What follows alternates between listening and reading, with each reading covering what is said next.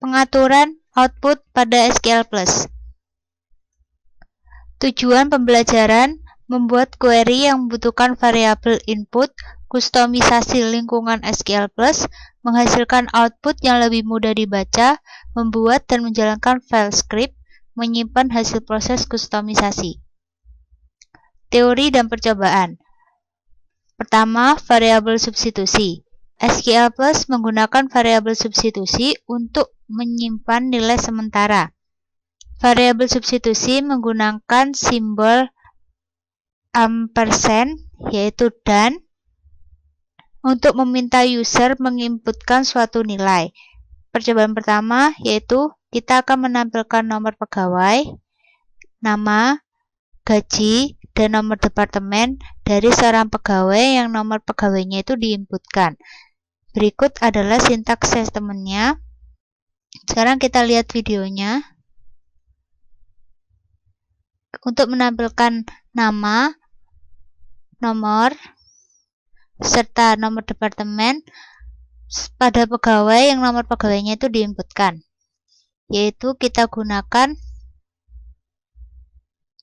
where mno sama dengan simbol ampersand, yaitu dan employee name. Kemudian kita execute. Maka akan tampil enter value or employee name. Kita akan menginputkan nomor pegawai, yaitu 7369. Kemudian kita continue.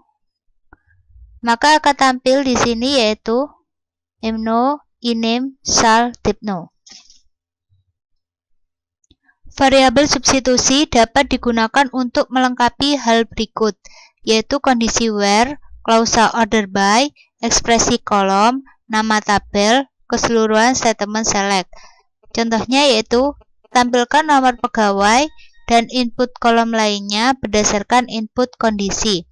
Kita menampilkan nomor pegawai, kemudian kolom lain yaitu inputan dari from employee, di mana kondisinya berupa inputan. Kita lihat videonya. Penggunaan perintah setVerify. Perintah setVerify ini digunakan untuk menampilkan teks keterangan sebelum dan sesudah SQL+ mengganti variabel substitusi dengan suatu nilai. Contohnya di sini yaitu setVerify on. Untuk memperjelas, marilah kita lihat videonya. Kita setVerify on, kemudian kita execute. Ini berarti setVerify telah on. Kemudian kita mencoba untuk menampilkan nomor pegawai, nama, serta gaji, serta nomor departemen dari tabel employee, di mana mno sama dengan dan employee num yang merupakan inputan.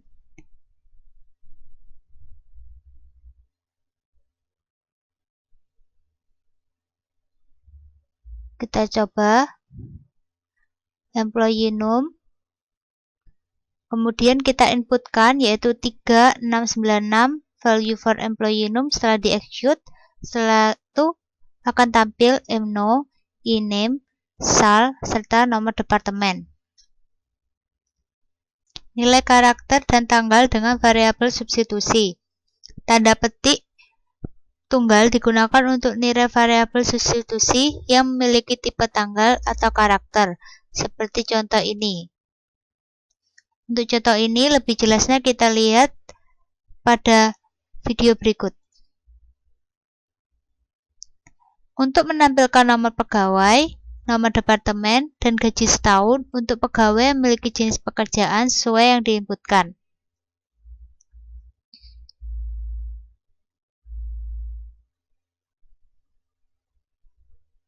Ini merupakan gaji setahun from tabel employee. Untuk pegawai yang memiliki jenis pekerjaan sesuai yang diinputkan, where job sama dengan job title. Ini merupakan inputan. kita execute, maka akan tampil enter value for job title. Kita inputkan yaitu clerk. Kemudian kita continue. Setelah itu akan tampil nama-nama dengan pekerjaan clerk. Penggunaan variabel substitusi dan. Substitusi ini digunakan untuk melakukan reuse atau memakai kembali variabel yang telah diinputkan nilainya. Contohnya, kita lihat video. Kita ketik select, ename, mno, kemudian job.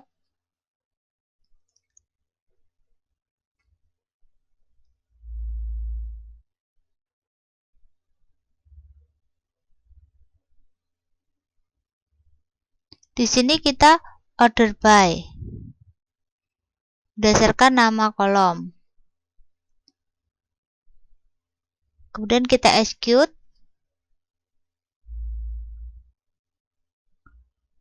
Di sini kita akan menginputkan nama kolom yaitu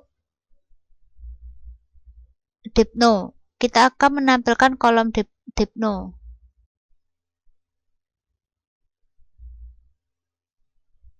Kita continue. Maka akan tampil mno, ename serta job dan dipno seperti pada tampilan ini. Penggunaan perintah accept. Perintah accept ini digunakan untuk mengatur teks yang ditampilkan pada saat pengisian variabel substitusi. Contohnya, kita menulis sebuah perintah SQL di Notepad atau yang lainnya, kemudian kita akan menjalankan melalui statement SQL. Contohnya, seperti berikut. Berikut ini adalah isi dari file coba1.sql, yaitu accept, dep, from, masukkan nama departemen, select from department, where di name upper department. Kita lihat videonya untuk memperjelas.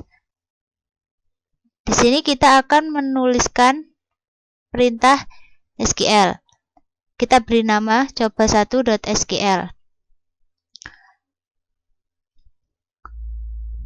Kemudian di sini kita panggil tempat penyimpanan file tersebut tadi, kemudian nama file.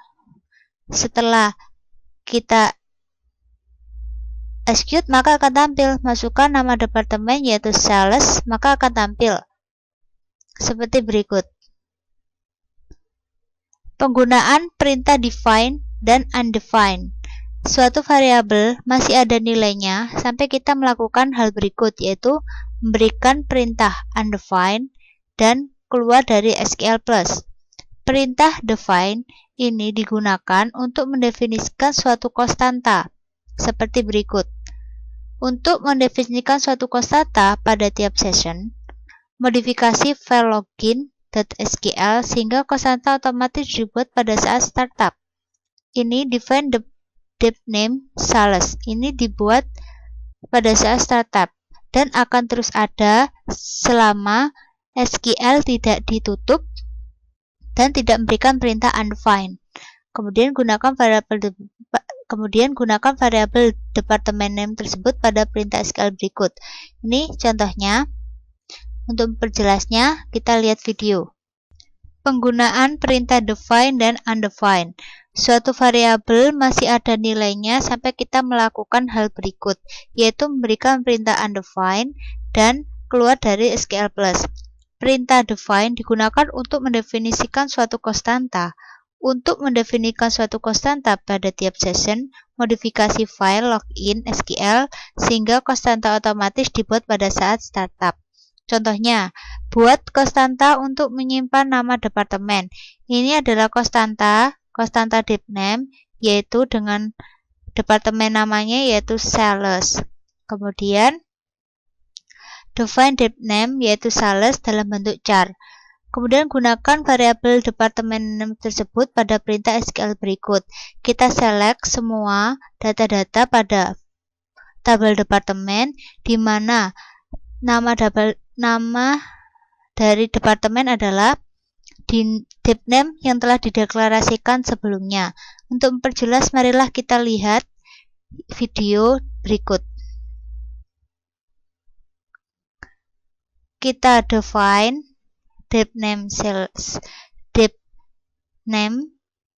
yaitu sales,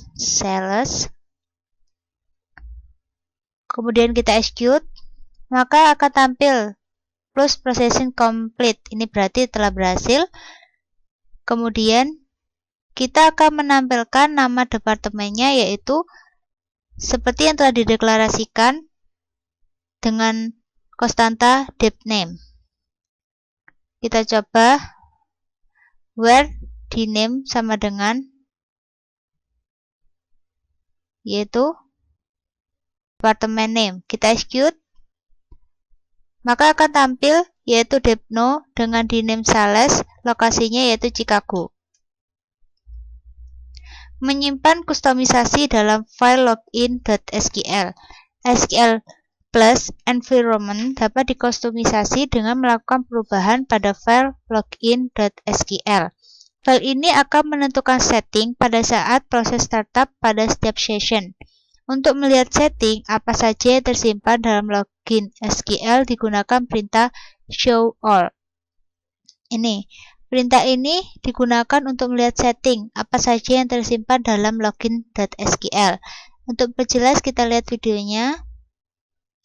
Kita lihat show all, kemudian kita execute, maka akan tampil settingan yang tersimpan dalam login.sql. Penggunaan perintah kolom. Perintah kolom digunakan untuk mengontrol tampilan judul dari suatu kolom.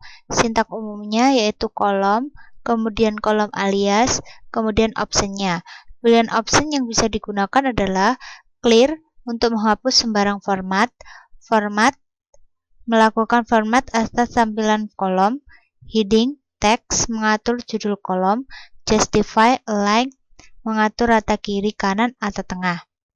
Contoh percobaan 9 yaitu kolom name. Ini merupakan heading yaitu untuk judul dengan nama alias employee name dengan format A15. Kemudian untuk kolom yaitu untuk gaji, rata kiri dengan format $99,990.00. Kolom manager format 999999 null dengan nama alias yaitu no manager. Untuk menampilkan current setting pada suatu kolom, misalnya ename yaitu kolom ename, dan untuk menghapus setting pada kolom ename yaitu ename clear. Kita lihat videonya.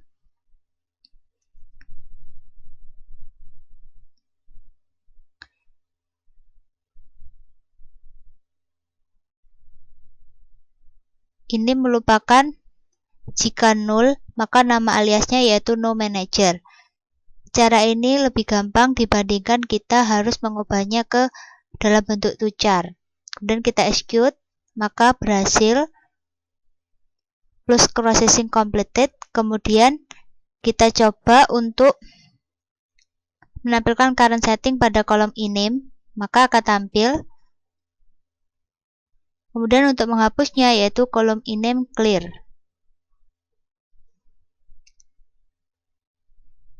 Kita execute.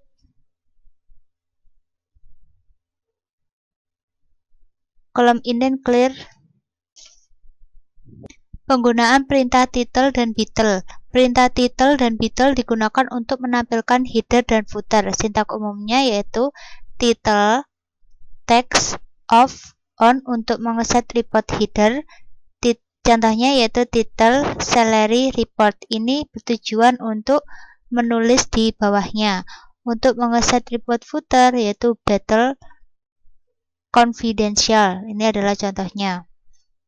Pembuatan file script untuk menjalankan report. Percobaan 10. Ini untuk mengeset halaman yaitu sebanyak 22. Kemudian set feedback off. Title ini merupakan footer yaitu diberi dengan nama employee report. Report ini berada pada baris yang berbeda. Terus di title ini untuk footer yaitu confidential.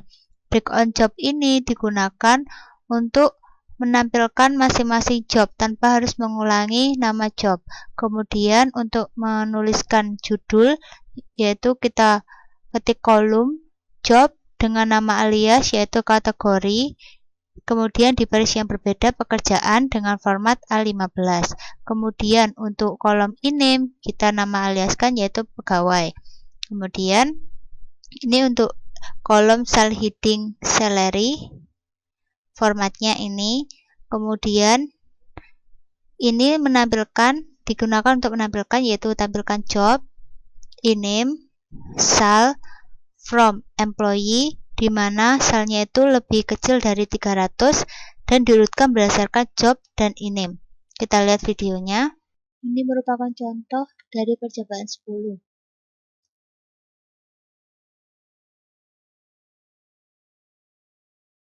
Yang akan ditampilkan yaitu kolom job, in-name, serta sal. Kita execute, maka akan tampil yaitu dengan header employee report dengan kolom kategori pekerjaan, pegawai, salary. Dan masing-masing kategori pekerjaan terbagi menjadi 3 yaitu clerk, manager, salesman. Ini fungsi dari break on job. Latihan soal untuk praktikum pertemuan 8 yaitu pengaturan output pada SQL+. Soal yang pertama yaitu buat file script untuk menampilkan report berikut, yaitu enter value for load date 1 Januari 81, enter value for high date 1 Januari 82. Terdapat judul yaitu employee report, di mana employee dan report terletak pada baris yang berbeda, dan header free Februari 07 dan halaman page 1. Sekarang kita coba yaitu kita ketik set fix size ini untuk memberikan halaman, kemudian title ini untuk footer, ini untuk header dengan nama employee report, di mana employee report, employee dan report tersebut dalam beda baris. Kemudian di title ini untuk menampilkan footer bernama confidential. Kemudian kolom di mana in-name dan job tersebut digabung, yang digunakan sebagai heading beri nama pegawai. Kemudian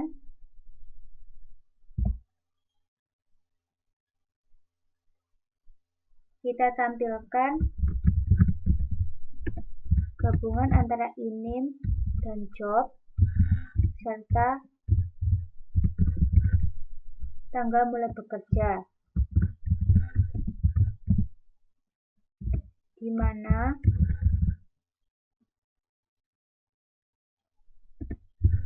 hire date between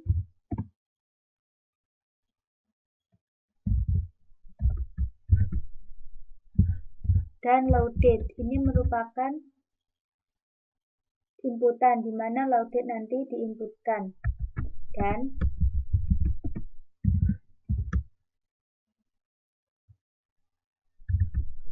hire date di sini juga hire date diinputkan. Kemudian kita execute,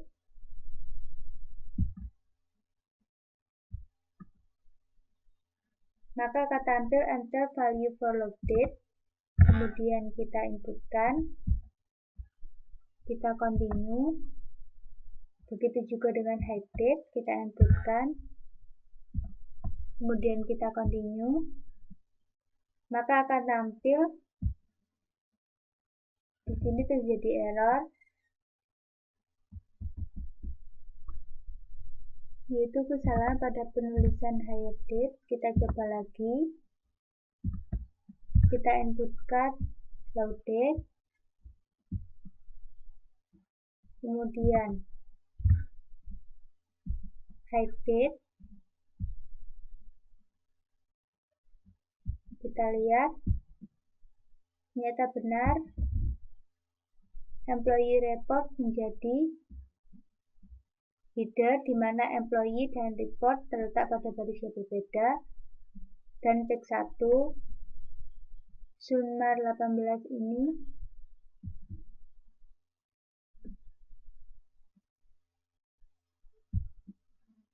merupakan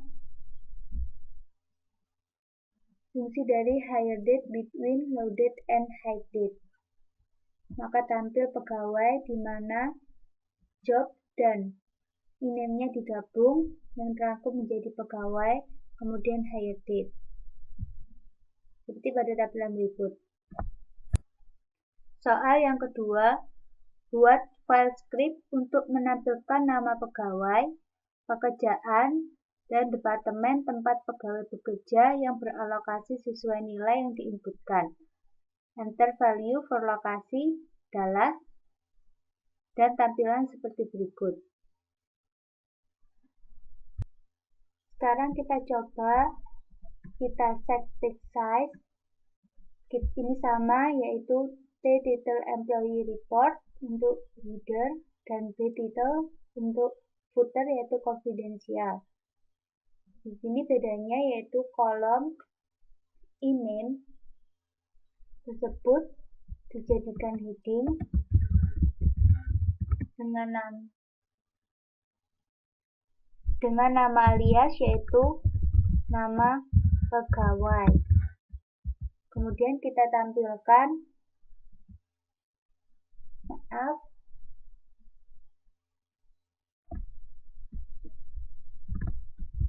kita ketik kolom, kemudian job, kemudian heading,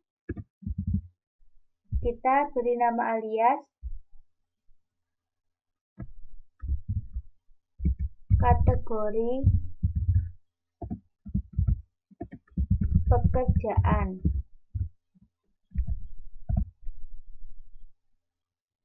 kemudian kolom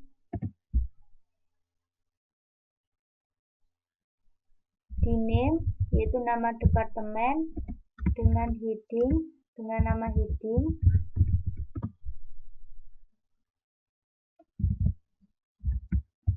nama departemen.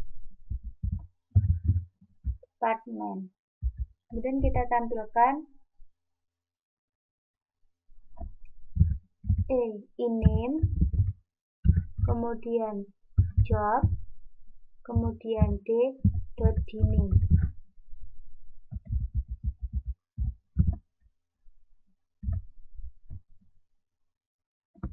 Kemudian dari tabel employee E dan dep D, di mana e.depno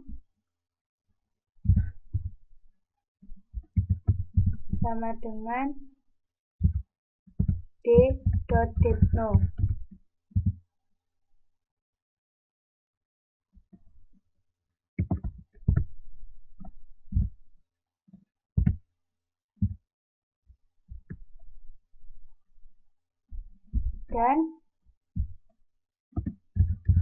Dan lokasi yang diinputkan, lokasi dalam bentuk inputan, yaitu dan lokasi. Sekarang kita coba, kita tulis lokasi yaitu Dallas, dan kita continue. Maka akan tampil nama pegawai, kategori pekerjaan di name, yaitu nama pegawai, kategori pekerjaan, dan nama departemen yang terletak di lokasi Dallas. Ini adalah fungsi dari kategori pekerjaan ini, fungsi dari kolom job heading kategori pekerjaan menggunakan tanda vertikal.